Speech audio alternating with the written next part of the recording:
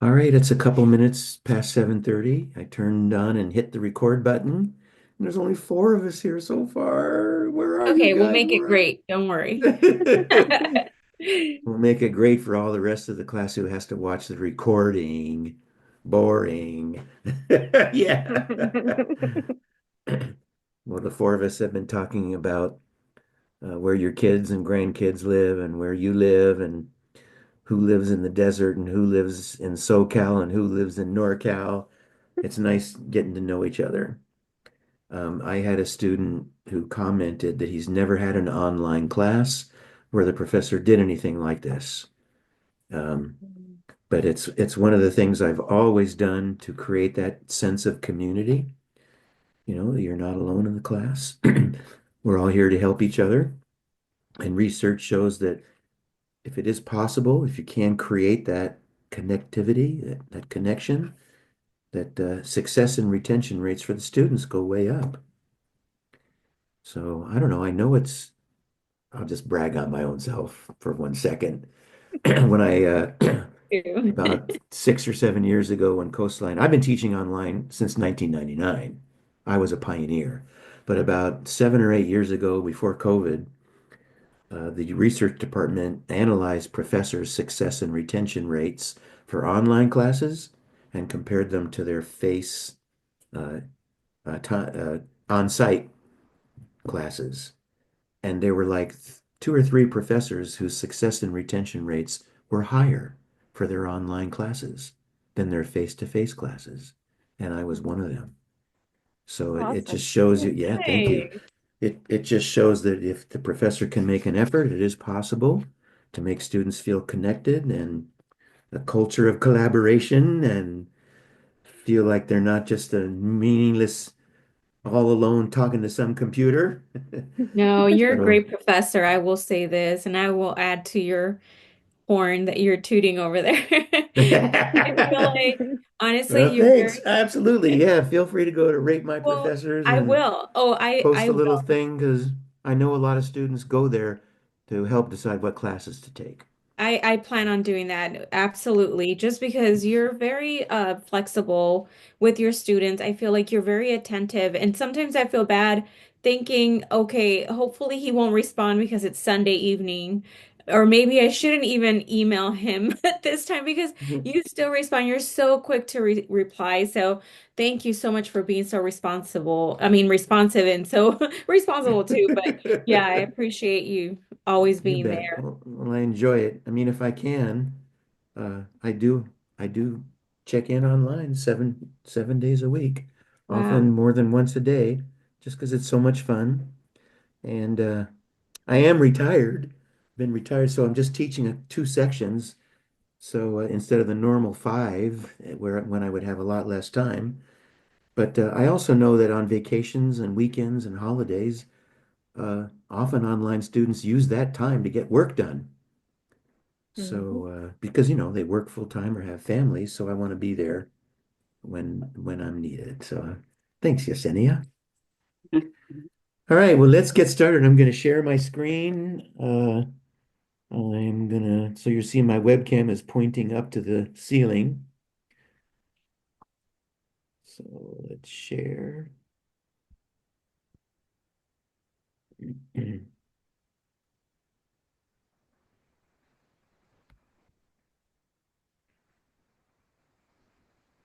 Let's see, there we go. All right, now I can't see you guys anymore. I turned off, but can you tell me, can you see my welcome sign Yes. and can you hear Yes. my voice? Hmm. Yes. Yeah. Excellent. All right, just a reminder that the discussion board is the heart of the class. And it's also a requirement. Just a small percentage of your grade in the class is participating in the discussions. So it's very simple to earn your full participation for the discussion board. All you have to do is either ask a question, answer a question, or participate in the discussion in a meaningful way. Very simple. I mean, I know a lot of professors require one post a week or 27 words, there is a word requirement. I don't have that. Just 3 times over the course of the semester at any point in time, ask a question, answer a question, or contribute meaningfully to the discussion. And in fact, I often have students send me an email with a question, and I typically reply, "That's a great question. Could you do me a favor?" Other students may be wondering the same thing. Could you please post it on the discussion board? That way, we'll help everyone, and you'll also earn participation points, win-win. So reminder, if you haven't been posting, get on it. So today we're going to cover questions from Quiz 5 and Quiz 6. But before we do that, I want to talk about a little poem. Mistakes in math class are expected, respected, inspected, and corrected. I thought that was kind of cute. And I found this meme. In fact, I've learned so much from my mistakes, I'm thinking of making a few more. Wink, wink. But there is research out there that says that if you make a mistake, go back and try and figure out what happened. Your brain cells connect better, you learn better, you retain the material longer. It's better than just getting everything right all the time, or even getting something wrong and just say, I got it wrong, I don't care, and move on and forget about it. But if instead you go back and try and figure out what happened, research shows that the material will become uh, more deeper in your brain. Understanding will increase. The next thing I want to do is a little exercise. It's called the math affirmations. I didn't write these. I got them a few years ago from another math professor that I met. What is an affirmation? We're going to use the second definition there, circled in blue. It's an emotional support or encouragement. So what I'd like us to do is we're going to do breakout rooms. Although there's only 4 of us, I'm not sure. But yeah, I'll break you up into twos. What I'd like you to do is take a screenshot or a picture with your cell phone of these 10 affirmations. Could you do that right now?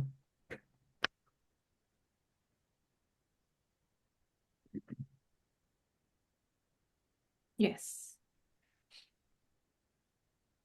And then read them. Then we're going to break out into pairs and just, you're going to tell each other which one of these affirmations means the most to you.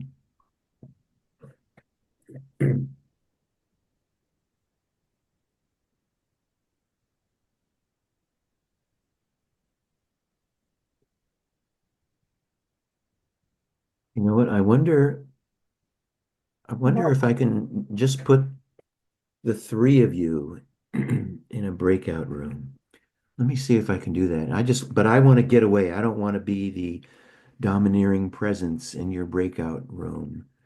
It's called removing the authoritarian. I want to get out of your way and let you guys talk without me. Let me see if I can do that.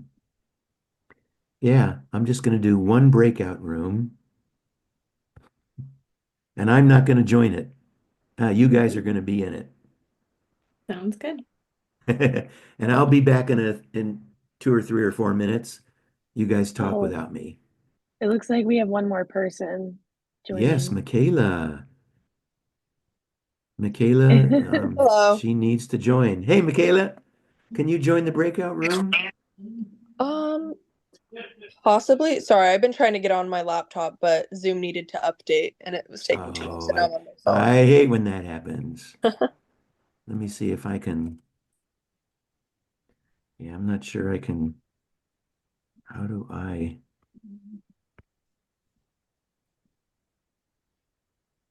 unassigned? I'm gonna wait in case you can do a second one so Oh, Suzanne, we I can wondered why you talk. waited. Um, well, Michaela and Susanna, can you hear each other and see each other? All Hmm. right, I'm Yep. just going to get up from my desk and let you two talk, and you'll be All the right. other breakout room. Okay, I'll see you in a few minutes. Bye All bye. right. See you. Okay. So we're talking about math affirmations Okay. and which out of the 10 you identify with the most. Oh, I can okay. give you a second to read them. Thank you. Mhm. Um,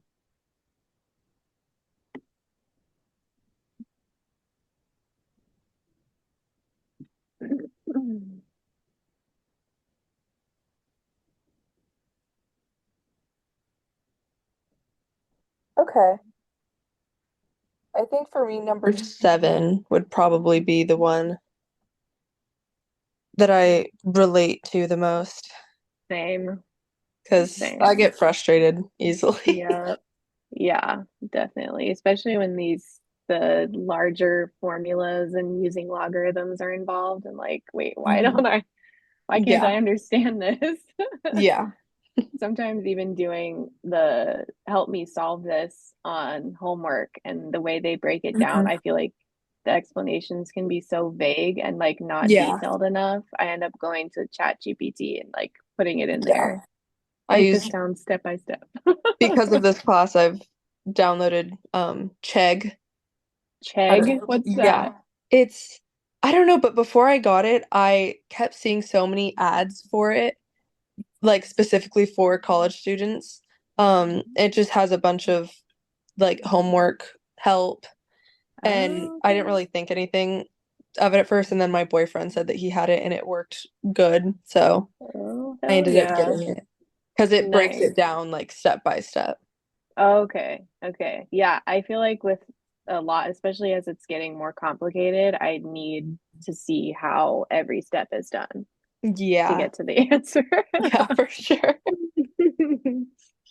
Yeah, Yeah. I'm quite behind on a lot of stuff because I've been in a show, and so I finally show finally closed, so now I have time to do my homework.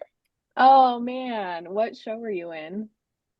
Three Sisters, it's an old Russian play, but Oh, do you speak Russian or is it in oh, English? absolutely not. We did the English translation.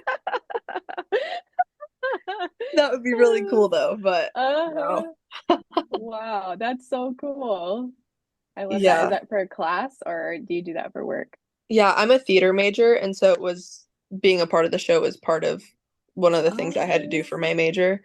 Um, but that's it so was so cool. time consuming. I bet Yeah. all the memorization you probably had to do just for that one Yeah. project. That's crazy. Yeah. So Damn. it was a lot, but now it's finally over. So now I'm like, I'm sorry, professor, let me catch up on all my stuff. Yeah. Well, if you need help with anything, you can just message me. I have a bunch of notes on all the chapters and stuff. Oh, So, cool. Thank you. yeah. Yeah, of course. I'm gonna try to Um, grind it all out in the next few weeks. oh, good luck. I'm scared, but Oh thanks. no. Yes. I would be too, honestly. I mean, it's like I think the textbook does a really good job of like building on past formulas and That's good. all that. But yeah, I can't imagine like being behind it all. There's a lot in each chapter. So Yeah. yeah, So I'll get it all done eventually. yeah, But you got this. yeah. All of these affirmations are pretty good though. I think I just need to read Yes. these to myself in between each question on the Yes. homework. Put them on sticky notes all over. Yeah, all over my room, everywhere. Yep. Yep. Hey Yeah, guys, let's but see, breakout rooms are closed. We're all back here.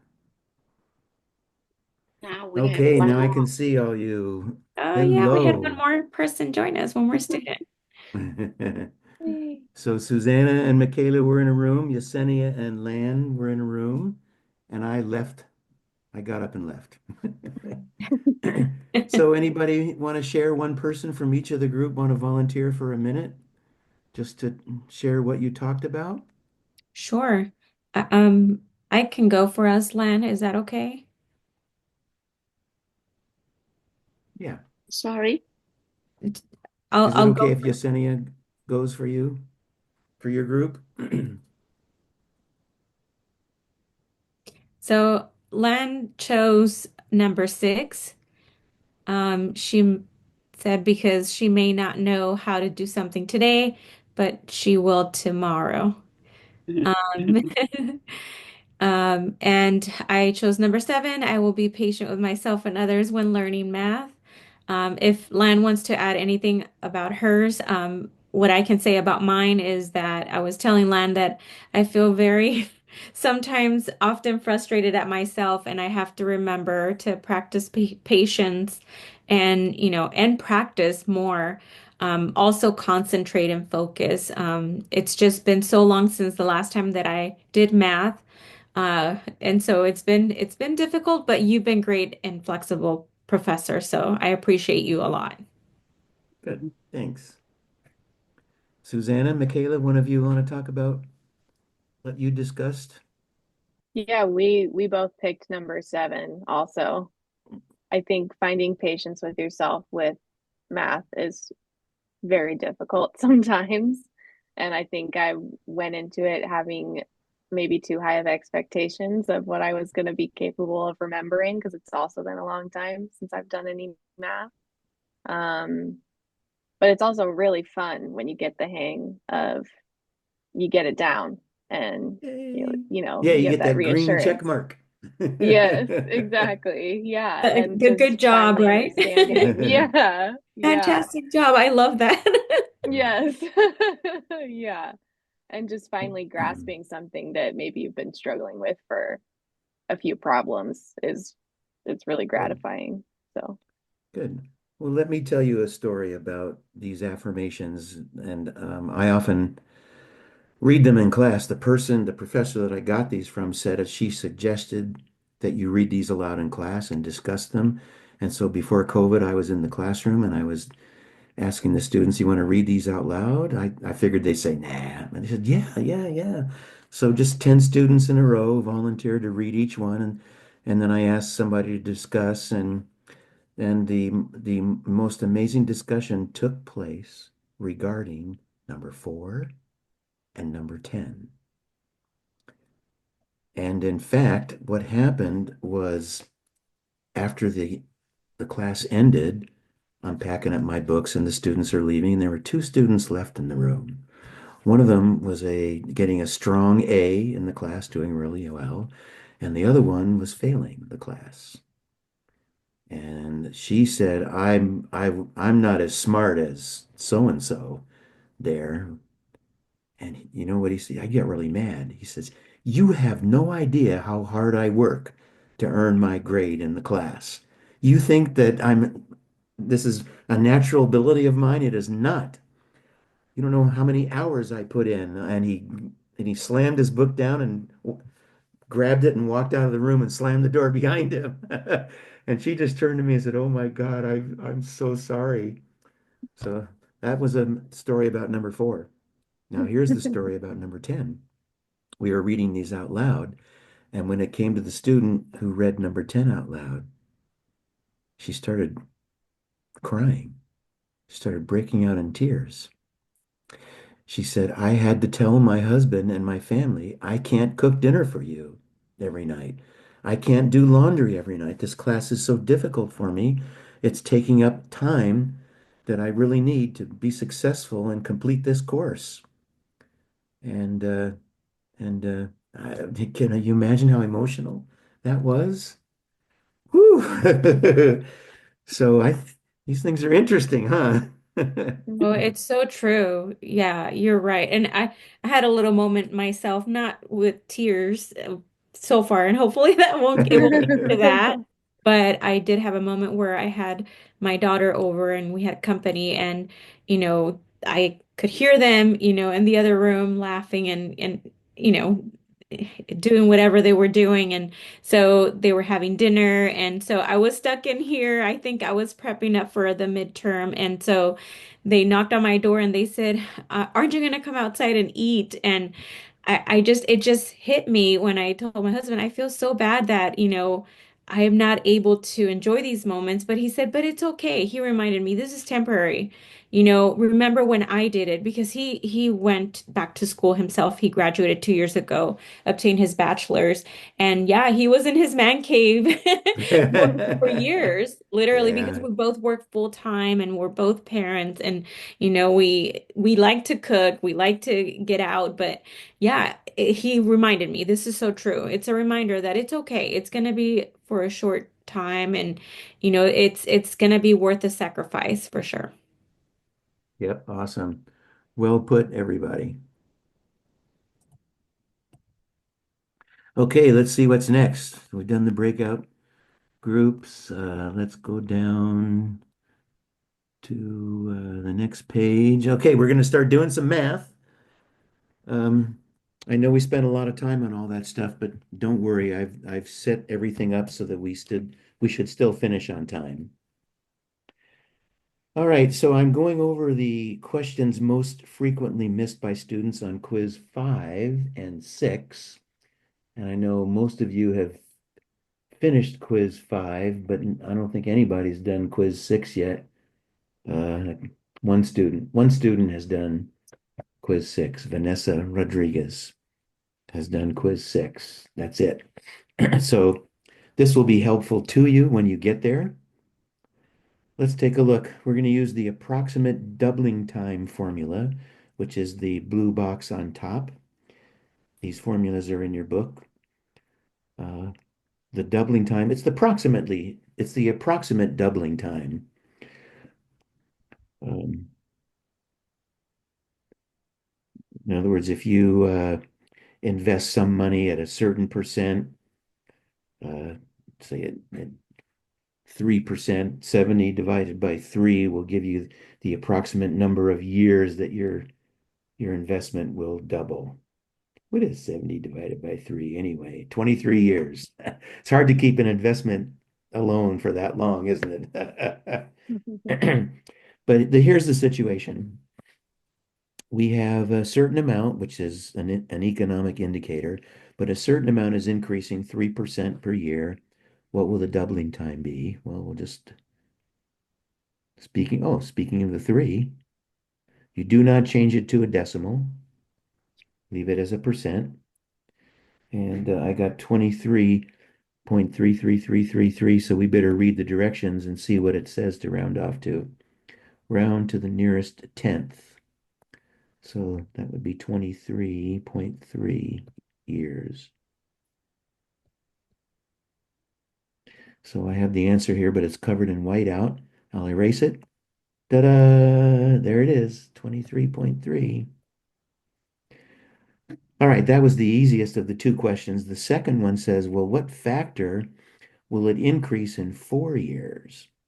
Well, to figure that out, we are going to use the second formula, the blue box down at the bottom, that you take the number 2, the base 2, and you raise it to an exponent, which is a fraction. The numerator of the fraction is little t, which is the time in years. The denominator is capital T, which is the time to double.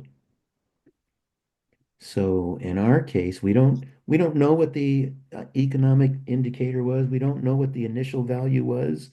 So we are just going to use this part of the formula and see what factor that will multiply the initial value by. So it'll increase by a factor of, and we'll just plug in to that, 2 raised to the power little t, which is 4 years, right? That's what they asked, 4 years. And then the denominator is the doubling time, which is 23.3. So I'm going to give you guys a chance to participate in our meeting here. Get your calculators, turn them on. Tell me, what is 2 raised to the power 4 over 23.3? And round this time to the nearest hundredth. Anybody? I'll pause while someone does that. In fact, I left the when I left the room, I left my drink behind. I'm gonna get my water. Don't go away. I'll be right back.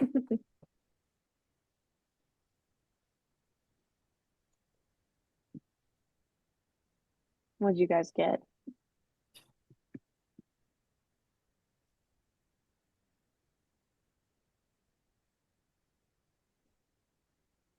I'm still trying to figure out how to work Zoom on my phone. Sorry. No, you're good. I can't see the numbers. I don't know if I did he do a two times? No, right?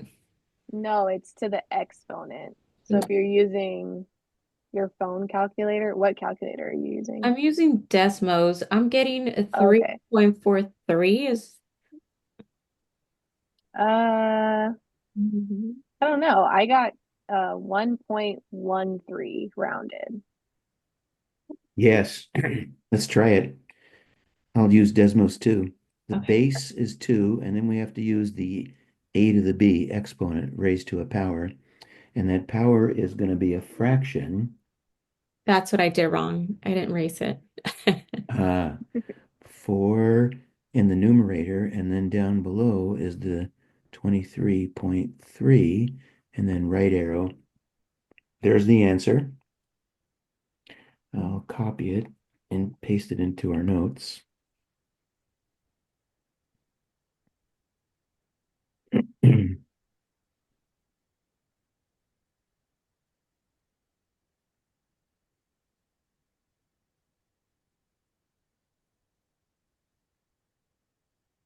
And it said round to the nearest hundredth. So let's see.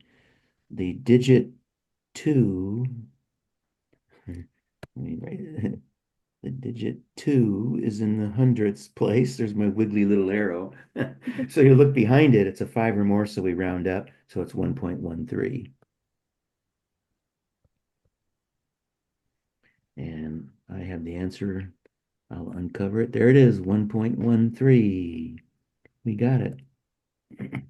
Now, how would you do that on a calculator? I'll open up my calculator.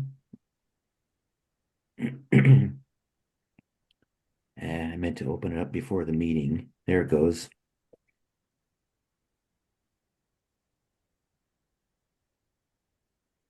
Um, there it is. So we're going to do 2 raised to the power. Oops. And I'm going to put the exponent in parentheses, 4 over 23.3, close parentheses. There we go. Let me get the same answer. And then let's try it maybe using the Windows scientific calculator.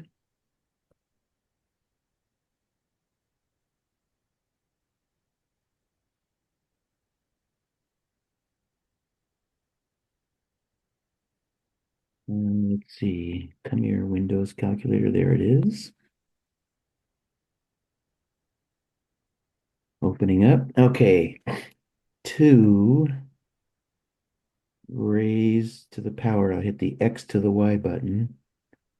And then in parentheses, 4 divided by 23.3, close parentheses, equals. And there's the answer using the Windows scientific calculator.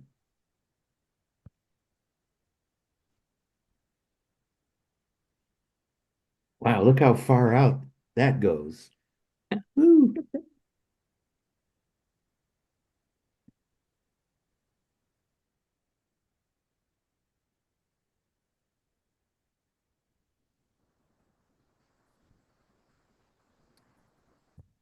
Okay, so there's 3 different ways to get the answer using technology. A handheld calculator, Desmos, your Windows scientific calculator. Any questions on that? So just use this for your notes when you get to quiz 5. This will be one of the questions that is most frequently missed by students. Okay, let's see what's next. Yeah, the logistic growth rate. Actually, it logistic growth models the real world a lot more than exponential growth. Exponential growth has no upper bound, no limit. But, you know, when you think about fish in a lake, the lake is only so big. There's only so many fish that can live and survive in that lake, and the lake will have a certain carrying capacity, which is that horizontal dotted line.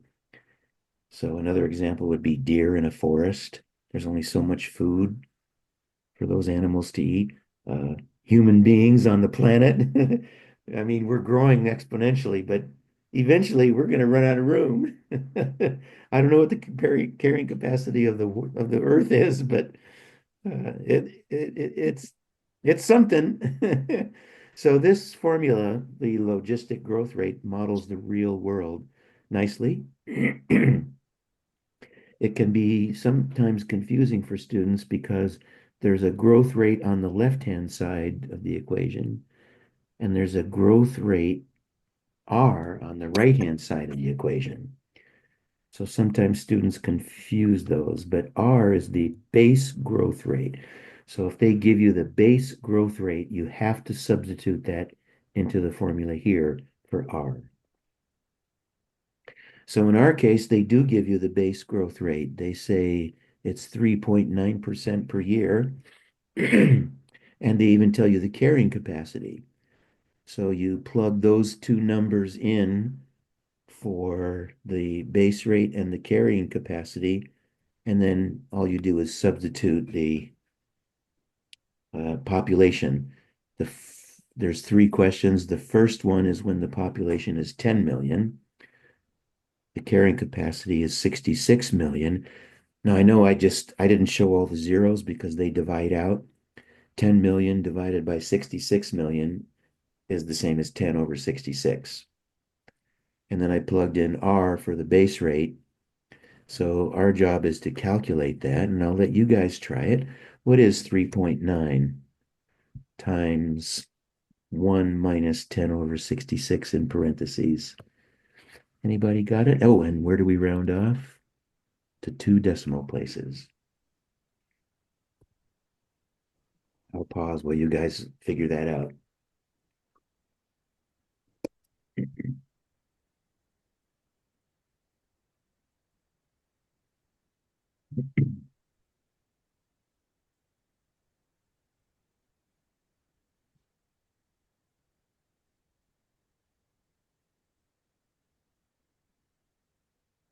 Anybody? 3.31. Yeah. Let's see how Susanna got that.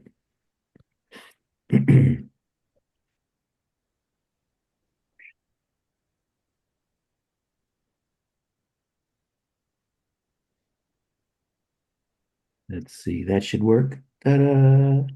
There it is. And then you got to round it off to two decimals. The zero is two decimals behind the decimal point. You look behind that, it's a nine. So you round up to 3.31. Good, Susanna. How about the next one?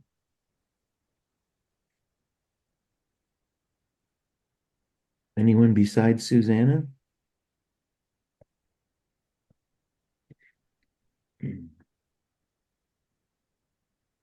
Again, round to two decimals. 0.13. Close. 2.13. Yeah, yeah, 2.13. Yeah.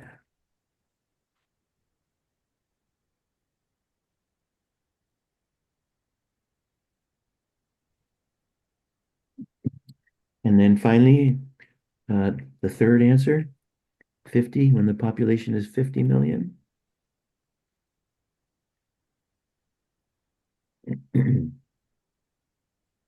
0.95. Yes, Michaela, good.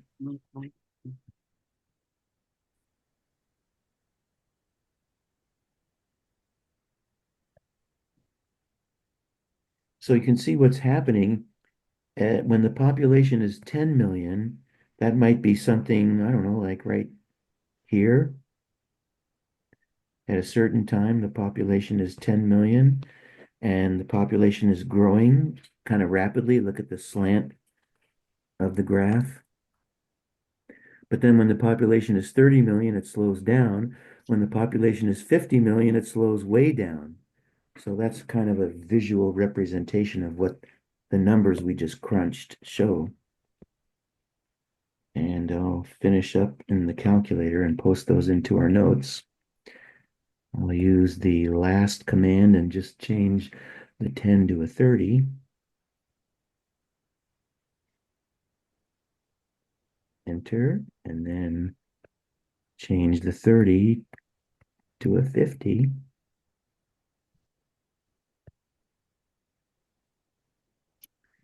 And then you have to be able to see how to round those off correctly.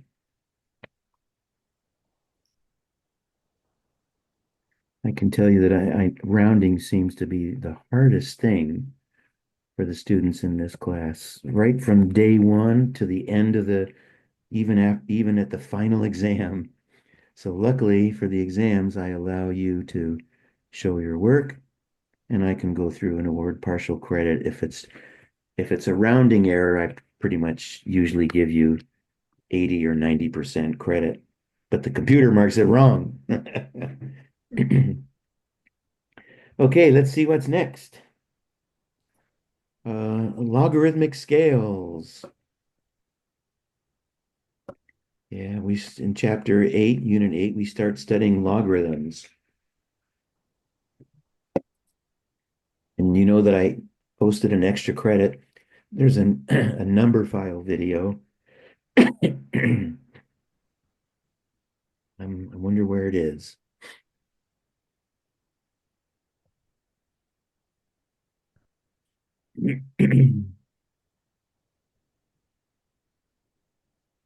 It might be here.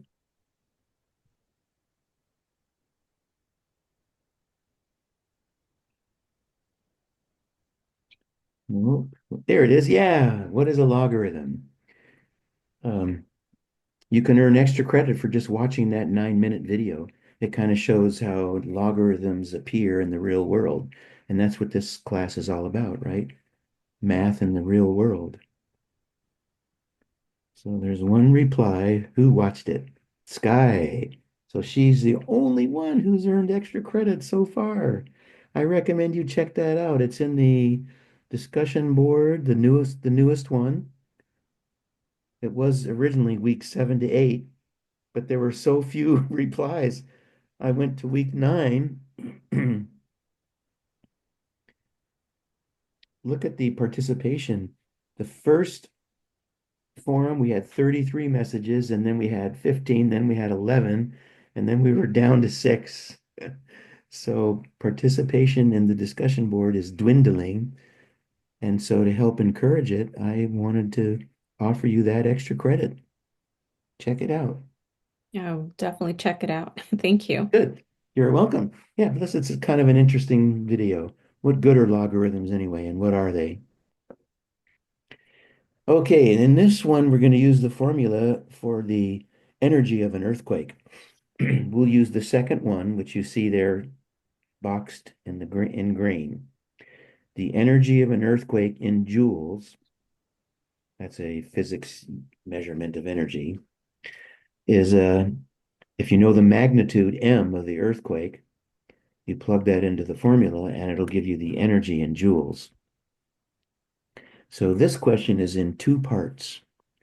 The first thing we're going to have to do is calculate the energy of an earthquake with magnitude 6. So I'll plug that into the formula right there. I'll plug 6 into the formula for M. So why don't you guys give that a try? I'll pause and let you do that calculation.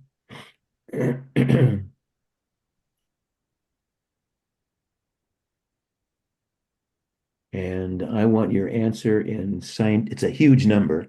So I want your answer in scientific notation.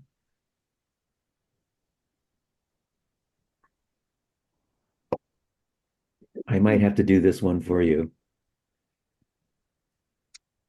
but let me just I see. got, oh, sorry. Yeah, yeah, what'd you I get? I got 2.5 times 10 to the 13th power. Yeah. Let's see how Susanna got that. Let's try the calculator. So we have 2.5 times 10 to the, whoops, times 10 to the power 4 times 10 to the power, and I'm going to put this exponent in parentheses, 1.5 times 6. You could multiply 1.5 times 6 is 9, but I'll just go ahead and do it. There. Now the calculator gave me the answer in scientific notation. Let's talk about that for a second because a lot of students see that letter E and they think, ah, it's an error. My calculator or me, I made a mistake. Not true. No mistake. The E represents scientific notation.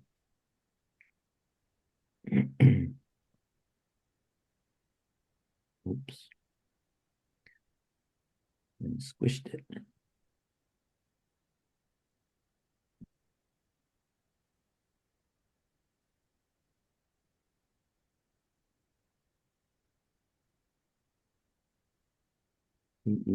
Not an error. The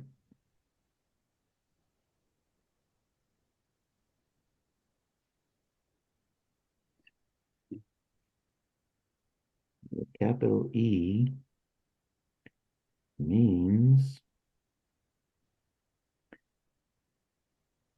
times 10 to the power 13 in this case, which is scientific notation.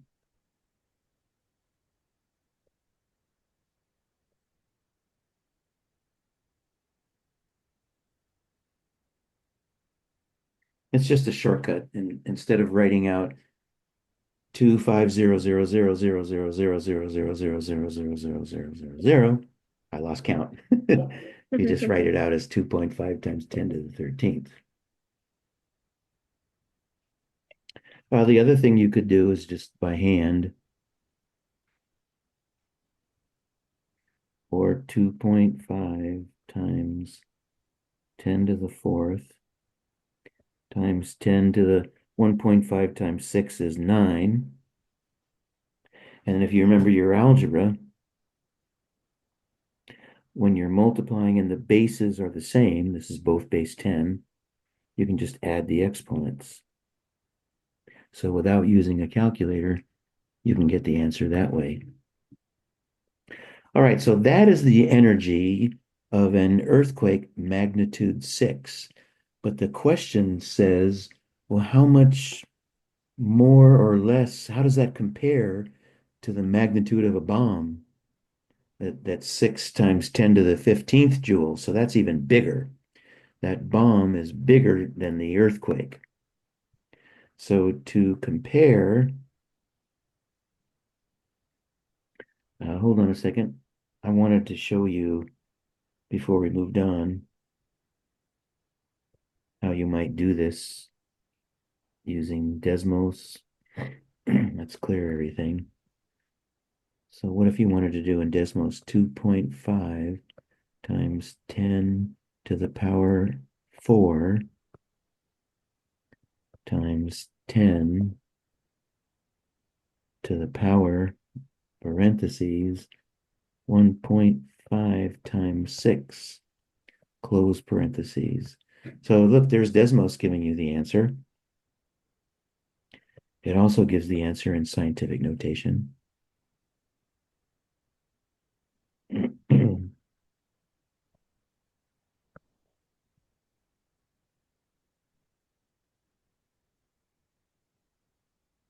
And then, all right, let's do the Windows scientific calculator. let's see, we'll clear everything. And we want 2.5 times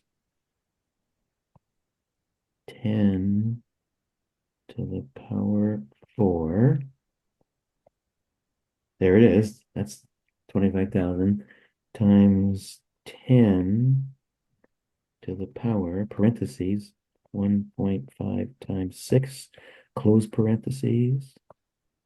And there's the same thing. Oh, that did not give me the answer in scientific notation, did it? It gave the answer in all its glory with all its zeros.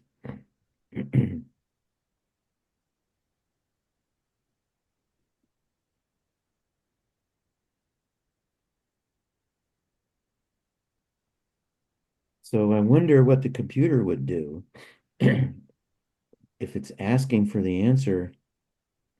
Well, actually, we're not done yet. That's just the energy of the earthquake with magnitude 6. Now, let's compare that, as I mentioned, to the bomb, which had an energy of 6 times 10 to the 15th, which is bigger. The exponent 15 is bigger than the exponent 13. So to compare two numbers, you divide the larger by the smaller. Like if someone asked you, how does 20 compare to 5? How many times greater is 20 than 5? Well, the answer is 4 times greater because 20 divided by 5 is 4. So in our case, we'll divide the larger number by the smaller number. And when we get this answer, that's what we'll type in to the answer for the computer for this question. And how does it want us to round off? Ooh, it says type a whole number. So no decimals. Round off to the nearest integer. All right, I'll pause while you guys try this calculation.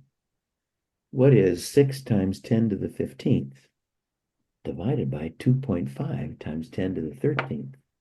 You can do this by hand using the rules for exponents and algebra, or you can use your calculator, either way.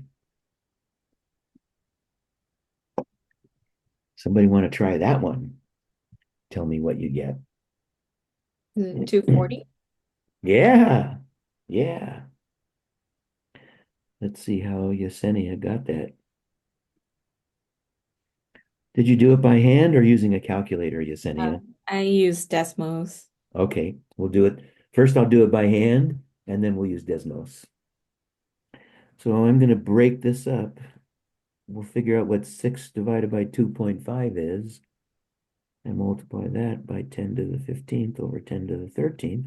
Same thing, haven't changed anything. I'll use my calculator. 6 divided by 2.5 turns out to be 2.4. 10 to the 15th divided by 10 to the 13th. When you're dividing, you subtract the exponents. So we have 2.4 times 100, which is 240. So there's one way to get the answer. Or you could use a calculator. Oops, there it is. Saved from the last time I had this meeting. So there I entered 6 times 10 to the 15th divided by 2.5 times 10 to the 13th using the calculator. And you never know if your answer is going to appear in a regular number or in scientific notation. Typically, if it's a smaller number, like 240, it will not use scientific notation. But if it's a bigger number like trillions or gazillions, if it has a lot of zeros, it'll do it in scientific notation. And you should know how to convert from one to the other because you never know in what format the computer is going to ask for your answer. So here's a little review in your book on pages 159 to 160 to help you convert from a regular number into scientific notation. You just move the decimal point, like if it's times 10 to the third, you move the decimal point 3 places to the right. If it's 10 to the minus 4, you move the decimal point 4 places to the left. And similarly, um, converting from regular notation to back and forth to scientific notation, it just involves moving the decimal point the indicated number of places. Okay, any questions on that? That's a tricky one, huh? That's a takes a lot of steps to get the final answer to that one. Okay, we've got two more questions before we reach the end. Here's a graphing linear functions. A linear function is just a function whose graph is a straight line, like this one. Here are the directions. Consider the graph to the right. In words, describe it. So it's multiple choice. Part A, multiple choice. We have to pick one or the other. Let's see. Part A says according to the, well, let's look at the graph first for a second. Hold on.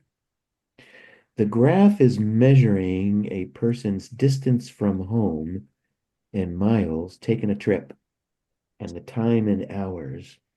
And he doesn't start at home. He starts he starts right here, 600 miles away. He starts at time zero. His trip begins 600 miles from home, and then it ends, looks like 9 hours later when he reaches home. So this graph, the point, the red dot that I just put is the point 0, comma 600. And this point is 9, comma 0, according to the graph. So now let's see if so it looks like he starts out on the trip, he or she starts out on the trip 600 miles from home, travels at a constant rate because this is a straight line. The driver does not slow up or speed up. They go at a constant rate and they end up 9 hours later at home, having traveled a distance of 600 miles. So it looks to me like the answer is part A. According to this function, the distance from home decreases by 600 miles every 9 hours. Let's uncover the answer. Yes, I got it right. Part B, calculate the slope. Well, if you remember from your last algebra class, slope is the rate of change. Some students think of it as rise over run. So in this particular graph, when I go from the first red dot right there to the second red dot, the rise was actually a drop from 600 down to 0. So to show it's a decrease, I'm going to use a negative sign. The rise was a drop of 600 miles. And how far is the run over? 9. So when I do this, I'm going to get an answer in miles per hour. So I'll pause while you guys do that. So the rate of change, which is his constant speed, will be what? Round, it says, to the nearest tenth. Okay, somebody want to do that? What is negative 600 divided by 9 rounded to the nearest tenth? Anybody? Negative 67. Rounded to the nearest tenth. Oh, negative 66.67. Oh, that's close. That's the nearest hundredth. Oh, 0.7, 66 Yeah, 66.7. Goodness, Sunny. Third time was the charm. Right. Mhm. Yeah. Now remember, if you have a rounding error, the computer is going to mark it wrong. On homework or a quiz, you have a chance to redo it and increase your score. On the final exam, I'll look at your work shown and award, like 90% partial credit if all you Yeah, I make is need a to rounding practice error. this one more. I was actually doing that before I joined the Zoom meeting. Okay, good. So this So is very helping. good. Excellent. So there's the rate of change, and notice the negative sign. You have to include that or the computer's going to mark it wrong. And then they want you to label it. Well, this is miles and this is hours. So it's going to be miles per hour. And then you'll get that right.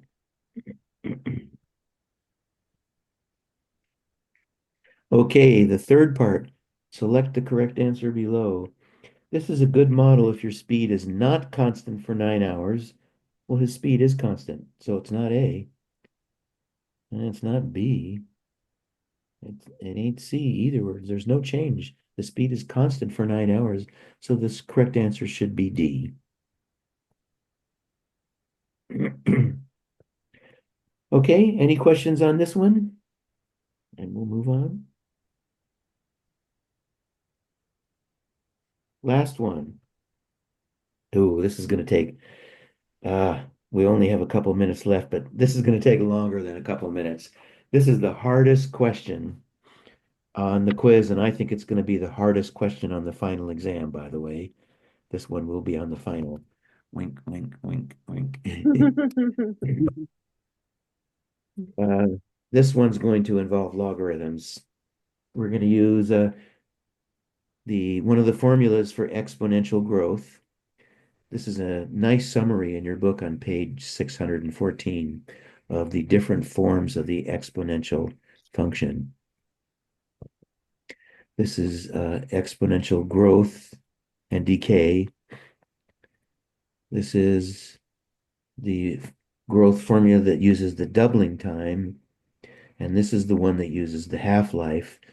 And that's what we're going to use for this question because it does tell us the half-life. Right there it is, 36 hours. So we're going to use the formula. Q is the quantity of blood, or sorry, quantity of the drug Valium in the bloodstream. According to this formula, Q sub 0 is the initial amount of drug that's injected. And then 1/2 raised to the power little t is the time in hours, and capital T is the half-life. So let's start plugging in what we got, and then we're going to have to use our calculator to get the answer. Okay, the quantity after 12 hours, the initial dose is 70 milligrams. The time T is, let's see, from midnight to noon. That's 12 hours. So little t is 12. Capital T, the half-life is 36. Okay, so I'll give you guys a chance to do that calculation. What is 70 times 1/2 raised to the power 12 over 36 and round to the nearest tenth? Round to the nearest tenth.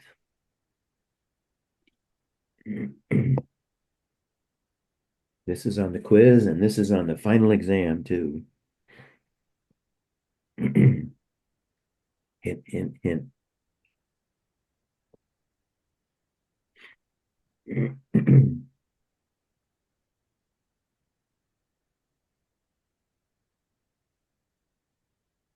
Is it 55.6? Correct. Yeah. Yeah, let's see how Susanna got that. 70 times 1/2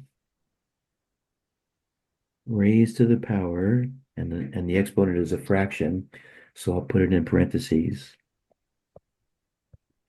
12 divided by 36, close parentheses. There it is. And we have to round off accordingly.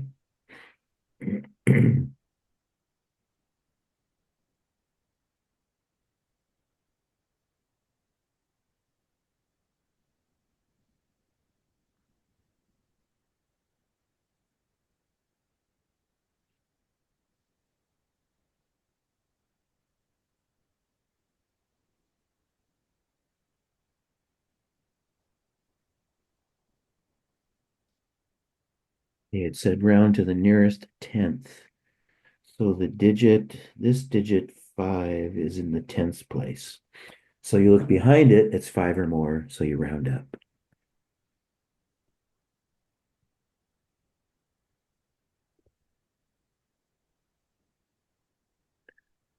Circle the answer in red. I'll uncover it up there. Yep, there it is. Okay, part B, this is the hard one. When will the Valium concentration reach 15%? This is a tricky one because you are given the initial quantity, Q sub 0. You are given the half-life, capital T, but you're trying to solve for little t. How many hours will it take to reach 15% of the initial dose?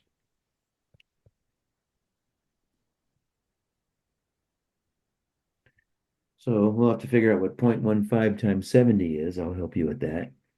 It ends up being, well, you know what? We don't even have to do that.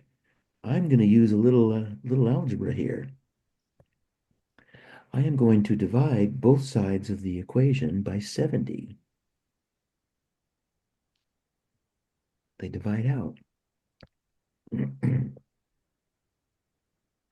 That should be our first step. Then all we have to do is solve this equation for t. 0.15 equals 1/2 to the little t over 36. Now, the unknown variable t is in the exponent.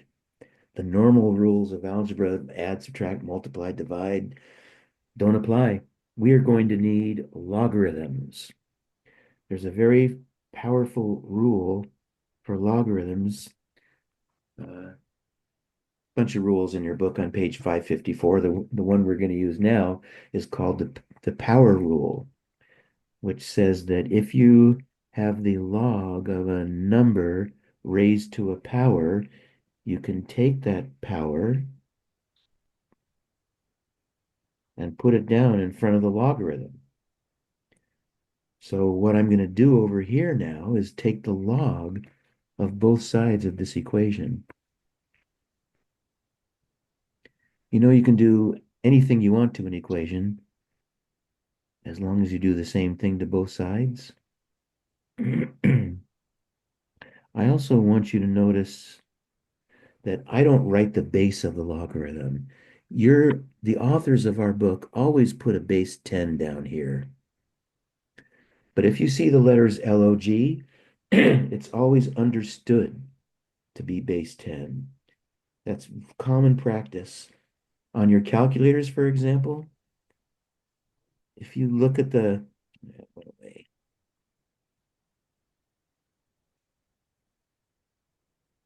if you look at the log button on the calculator, there's no base 10.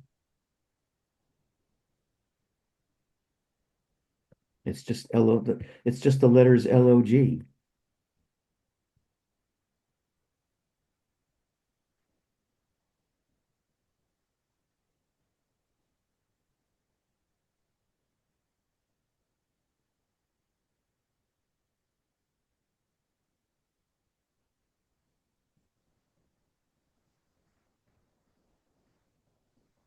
If it's any other base besides the number 10, yes, you do have to write it.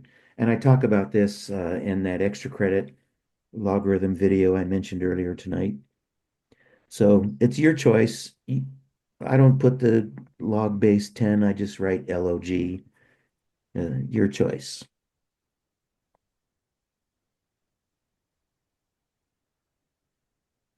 Okay, now I'm going to use this power rule because notice that we have on the right-hand side of the equation the log of a number, 1/2, being raised to a power.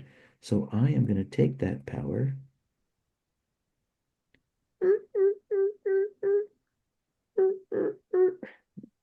and put it right there. You like my sound effects? Yes.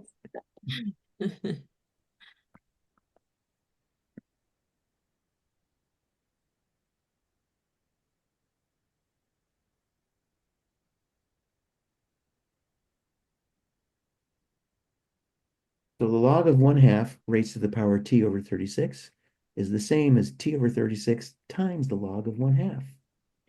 Back to my calculator, I'd like to show you something pretty cool to demonstrate that property. Let's say you want to take the log of a number 9. That's it. Well, 9 is 3 squared, right?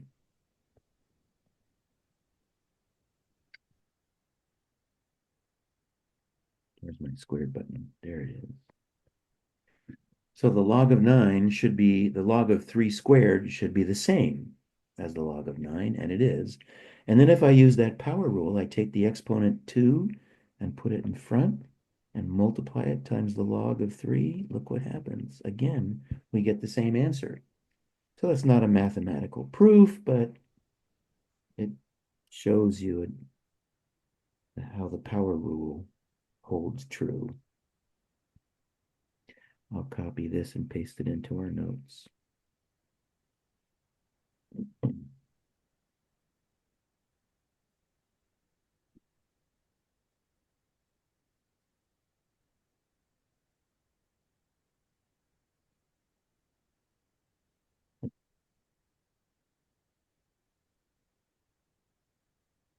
Proof, but it's, like I said, it's an example. Little smiley face. Proof, because it's not really proof.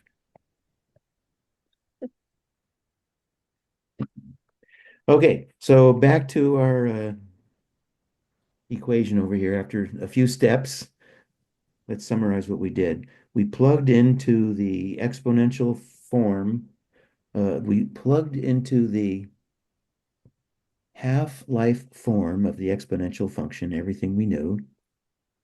We use the little algebra, and after 2 or 3 steps, we end up with this equation. The log of 0.15 is equal to t over 36 times the log of 1/2. We need to solve for t. I don't know if you remember your algebra, but when you have an equation with fractions in it, let's clear them. Clear the equation of fractions by multiplying by the denominator. So I'm going to multiply both sides of this equation by 36 to clear the fractions. And then to solve for t, we just divide both sides by the log of 1/2.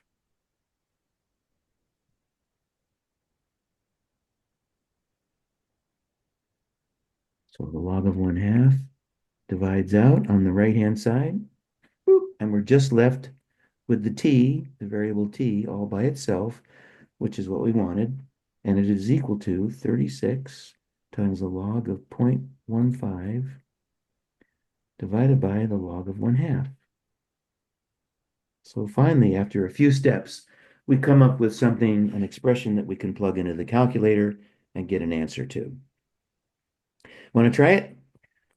What is 36 times the log of 0.15 divided by the log of 1/2?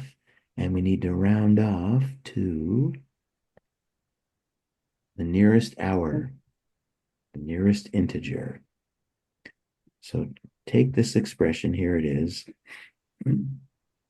Take this expression, plug it into your calculator or Desmos. You get an answer and round off to the nearest hour.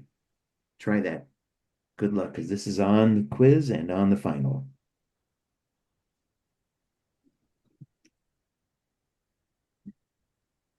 I think personally this is the hardest question on the quiz, and I think it's the hardest question on the final exam too. A lot of steps involved.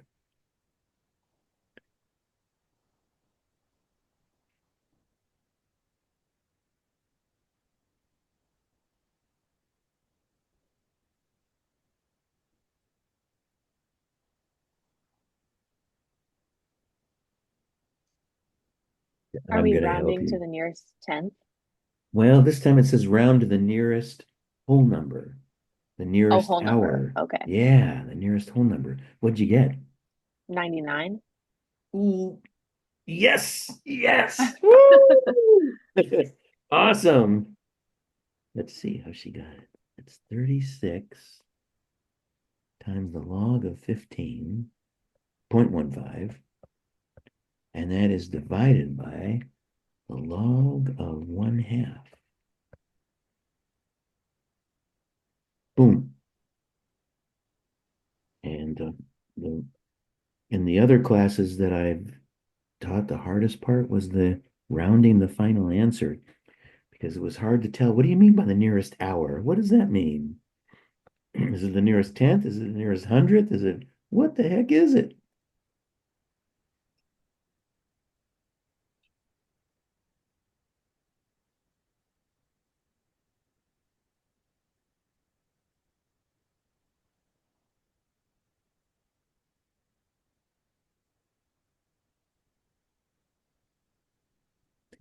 All right, it says to the nearest hour, which means the nearest integer. That's the digit 8. The digit 8 is in the integer or the ones, the end of the number or the ones place with no decimals. Integer means a whole number with no decimals. So you look behind the 8, it's 5 or more. So, yep, you round up. And T is in 99 hours. That's a hard one, huh? Now, how would you do this one using Desmos? Let's see. Clear all. Let's see. It's a fraction. Boom. And in the numerator is 36 log 0.15. 36. Uh-oh, where's the log? It doesn't show up on this keyboard. So we need to go to the FUNC, the function keyboard. And there it is, LOG. And notice the letters LOG, just assume it's base 10. I'm not sure how you would do a different base, but we don't use any other base than 10 in this class. So it's log base 10 of 0.15. Go back to the main function, 0.15, close parentheses. Go down to the denominator where you have the log of 1/2. Back to the function menu, log. Back to the main menu, 1 divided by 2. Right arrow, all to the end. And there's our answer. I see it.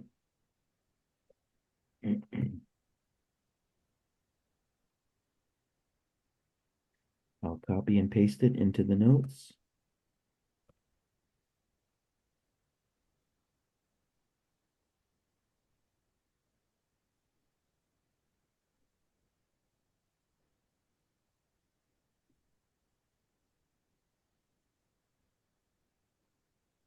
Oh, and look what I see at the bottom of the screen.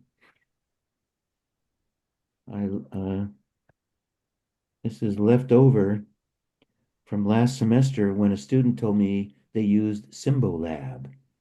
A student named Saskia used Symbolab, which is very cool because it shows all the steps. I know there are a lot of AI programs out there, and including Chat GPT. Symbolab is one of them that's geared especially to mathematics. Do you want to take a minute to check it out? Somebody say yes. Let me show it to you. Let's go online. Let's open up a browser. Oh, here it is right here. Symbolab. Huh, that's the problem is right there. Enter a problem. Okay, let's pretend it's not there. Enter a problem. So we want to do a fraction. There's the fraction. And in the numerator of the fraction is, where's my keypad? Is 36 log. Where's the log? There it is. Log. Now notice the little empty square says now I want to know the base. So in this case, we are going to have to type in log base 10. Right arrow, log base 10 of what? 1.5. No, 0.15. And in the denominator is the log of 1/2. Again, log base 10, right arrow into the parentheses. Fraction, where are you? There you are. 1 divided by 2, 1 over 2, 2, right arrow, da, da, da, da, da, and I'll click go. Okay, it's thinking. Okay, it gives you the final solution and all the steps. Check this out. Oh boy, it uses a rule for logarithms that we didn't study in this class. This goes a little bit beyond the scope of this class. Uh, so I'm not sure how helpful Symbol Lab will be to you in this class. But that's kind of cool, isn't it? Yeah. Okay, our time is up. We did go a little over. I apologize for that. Let me stop sharing and go back to gallery view. And here we all are, all 5 of us. How did that go tonight? Thank you, Good, Professor. good. Any questions before we sign out? Nope. Okay, Mm, thanks very much for watching. We're getting there, huh? 75% of this course is done. Only the last 25% remains. I'll see you online. Happy All Thanksgiving right. next week. Happy Happy Thanksgiving. Thanksgiving, you too. Thank you. Bye, Have a good Bye-bye. everyone. night, Good night. everyone.